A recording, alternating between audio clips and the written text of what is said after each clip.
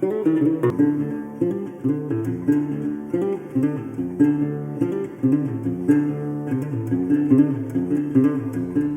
y'all, Blizzard here. So yesterday I got to go fishing with a new friend, someone who subscribes to the channel, who's been watching me for a couple of years now, for Lavon tips and such. Relatively new to bass fishing. He's been fishing for about a year. His name is Greg, and he contacted me through the channel, and turns out we live 3 blocks from each other, so we're neighbors. That's fun. So we hit Lavon, met at the ramp, and fished it at that discharge spot the other day. Lavon is full now. It has been about 2.5 feet low for a while, but with the rains that we got last week, Lavon is full. So that discharge area that I like in the winter, it should be good fishing right now. Usually it fishes better when it's full. So went out there with armed with the things that I learned from last time. They were biting craws, so I actually packed some some craws this time to use as trailers on my jigs. And there was a spot that was close to the discharge where the rocks started to meet the sand that was covered in dead worms. So I figured either Ned rigs or shaky heads would work out there. So that was the main things that I wanted to throw. Brought a bunch of other stuff too, but interesting thing, we ran into giant schools of carp, just ridiculous amounts of carp. But my hunches worked too. Got something on a jig with the craw trailer.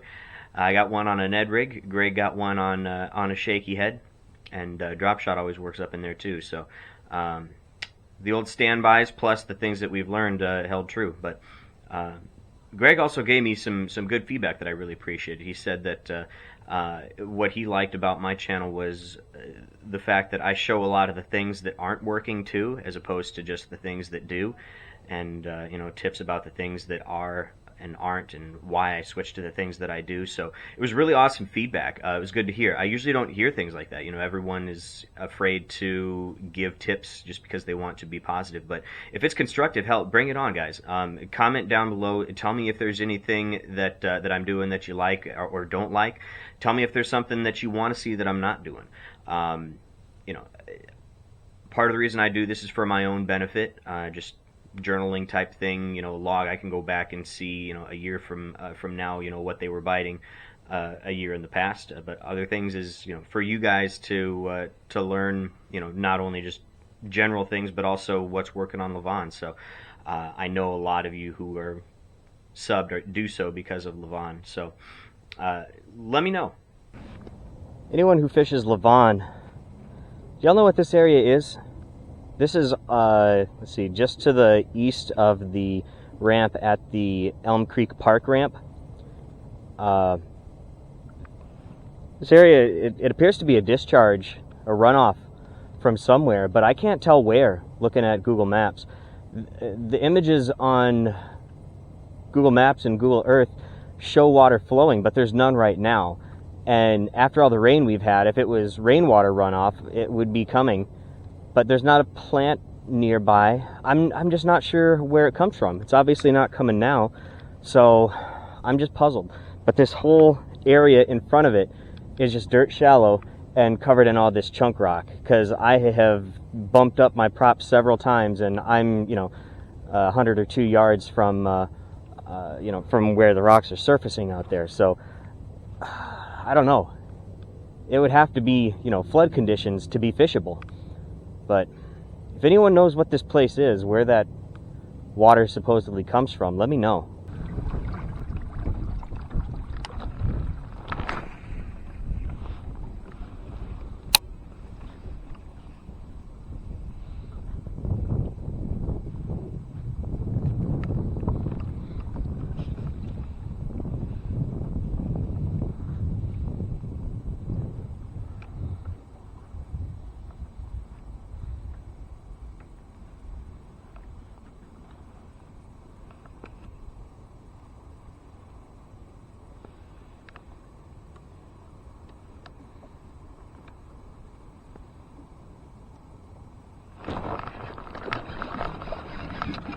Oh yeah.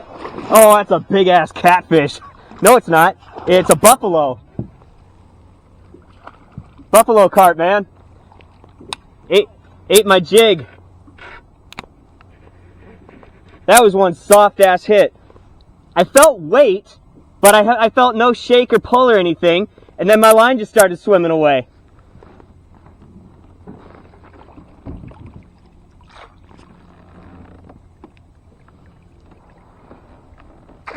Oh, you son of a bitch!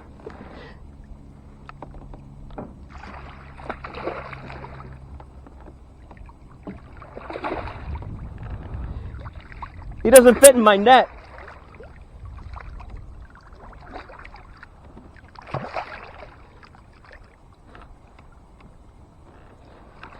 Oh! Okay, that was a bass. That one that jumped right out there was a bass. Yeah. Oh my God. I can't lift him in the boat, bro. Oh my God.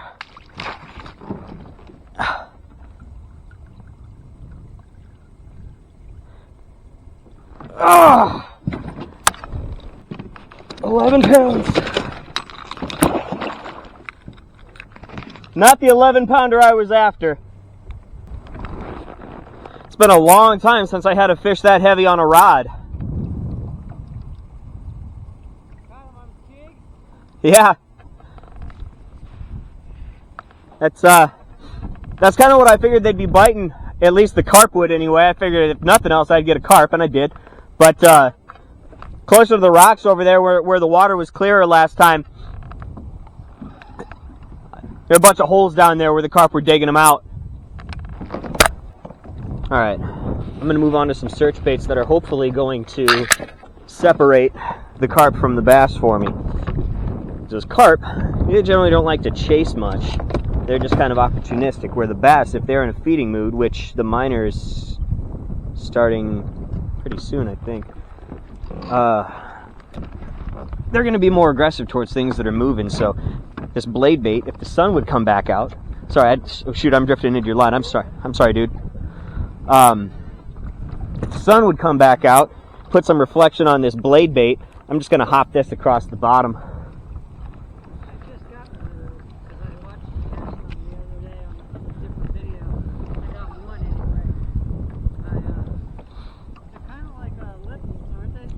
Yeah, kind of. Except, heavy?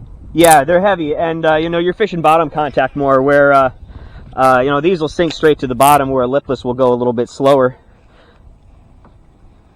But yeah, you just hop it off the bottom, just pop it up. They'll usually get it on the fall.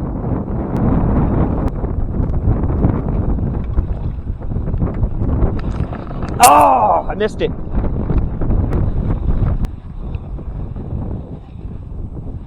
It seems like a possibility. Got one. Oh, damn it, it came off.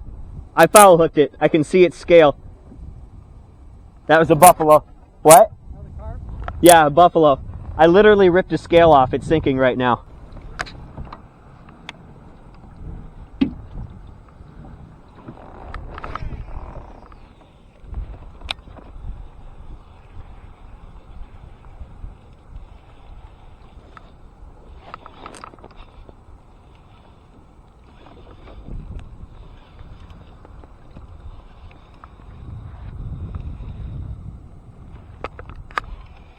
That's got to be a log. That can't be a fish.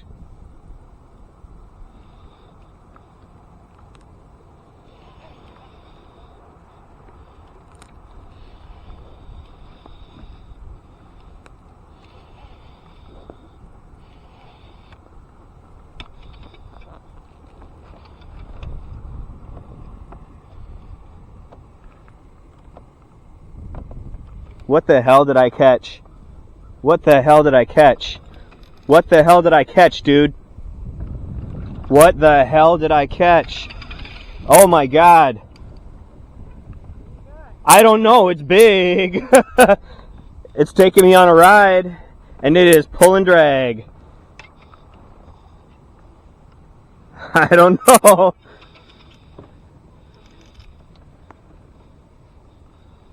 This is a weird fight.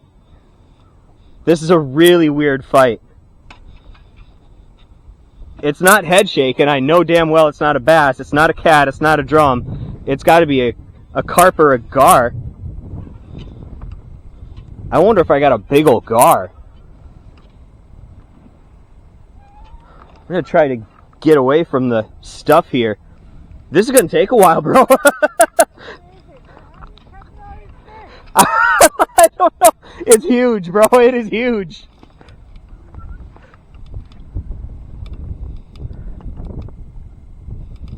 He just keeps yanking my drag out. I can't put any more pressure on him than this. I'll snap my line. Oh, there he goes again. Come on, bro. Good Lord. There he goes again. Oh my God, he is a runner. This is not going to be a fish that I'm happy with, but damn is it fun. Man, you are so lucky.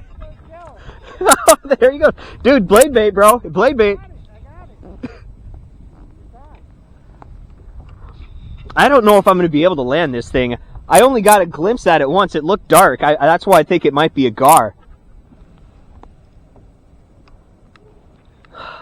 I got to get away from that brush pile. Okay. He doesn't have that much line out right now. He's close to me. Don't you ever get tired? Dude, this has got to be a 30-pound fish, whatever it is. No, it's a big... Is it a big common? What are you? Come on.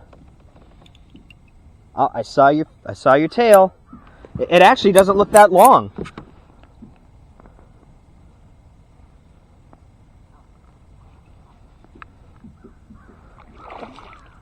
Holy cow.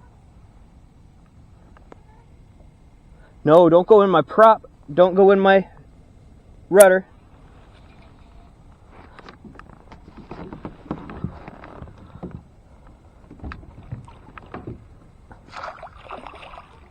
Common. It's like a dinosaur, man. It basically is. Swordfish. It's a big old common carp. He's foul hooked in the dorsal. Oh, wow, that's why it's so hard. Yeah, that's why the fight is so weird. Oh, I don't know if I'm going to land this. There we go. Oh, look at that thing. That's a donkey, bro. That is a donkey. Just catch those all day. Who cares? Right? Just me and you. Right? Oh. Dude, I've got 30 pounds of fish with 2 fish. Good Lord. Oh! He came unhooked in the net. Yeah, that's the thing. They're so thick, you just throw out a treble hook and you snag one.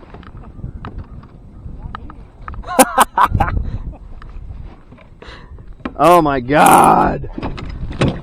Look at that big old common. Beautiful red tail. Beautiful red anal fin. It's a gorgeous fish. Oh, he's also 11. My God. He was much harder to land than the buffalo was. Be free, Senor Carp. It felt like a fish when it hit, and then it was just dead weight, and I was like, okay, I got a log. But the log was moving, and I was like,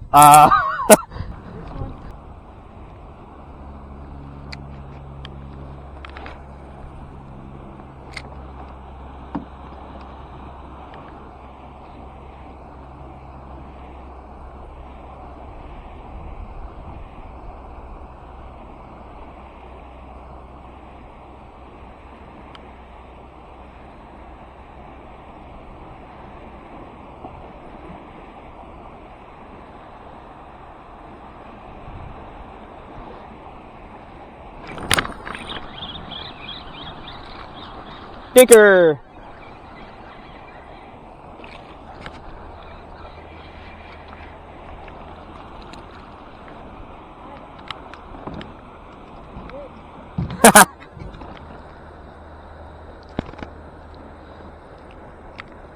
It'd only be bait if I thought there were bigger ones here. 9 or 10 if he's lucky. He little. Midrig.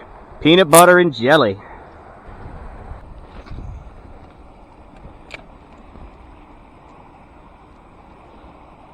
My wife says we're kind of the enemy. Come on. Small one.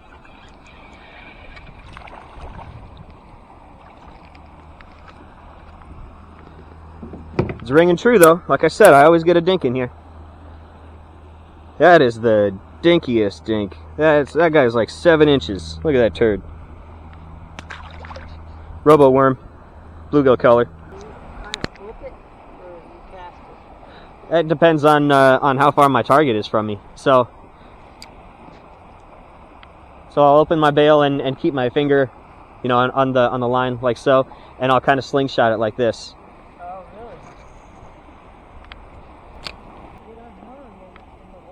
really? Yep. Whoa! I bet he just yanked my worm off. No, it's still there. I'll be damned. For him to hit it as hard as he did and then immediately show no interest is pretty weird. He just got the tip of it and tried to swim off with it, I think. Oh, he's back. You know, this time of year, I wouldn't expect it, but this feels like a bluegill. The way a bluegill will just come up and nip at the tail. Yeah. They just kind of snap it and then go away. This doesn't feel like a bass. I would be really, really surprised if it's actually a bluegill. But in this situation, if I really want to catch whatever's down there, I'm going to have to downsize from my robo worm to a smaller drop shot bait. I'm going to switch the color too. I'm going to go to shad color.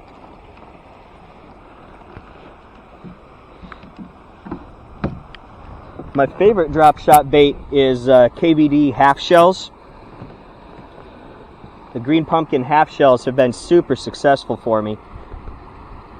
But for some reason I didn't pull one out when I went in and pulled up my drop shot baits. So right now I'm using the tail that I cut off of a shad that, or a fluke that bit the dust. I try to repurpose those for drop shot baits.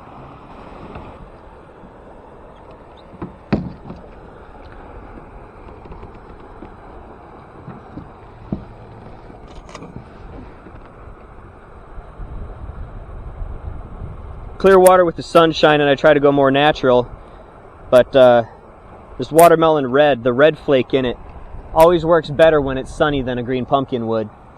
If it's cloudy, I'll always go green pumpkin. If it's sunny, I'll try to go watermelon red. It's a calm area next to that turbulence. You know, it's always the best temperature of the runoff for them, and it creates eddies. So there's a lot of bait fish that get just kind of trapped there in the cross currents. Plus, it's right next to grass, and fish love grass. So yeah, just as I was passing over that stump, I started seeing what you were talking about too. Maybe it's just debris. Honestly, I think it's probably debris from the rising water. Because there's the creek mouth is it there or there? I think it's back there. The creek mouth is back there. I'm running out of spots to fish finesse, so I'm going back to search baits. Using my lipless now. So my new friend Greg just caught a 3-pound bass in the discharge area on a shaky head, and my my battery had died just before he did it. I was putting the new one in, and he let it squirm out of his hands and straight into the water. Under the bus. It was a good fish, though. Yes, it was a hell of a catch. Good job, brother.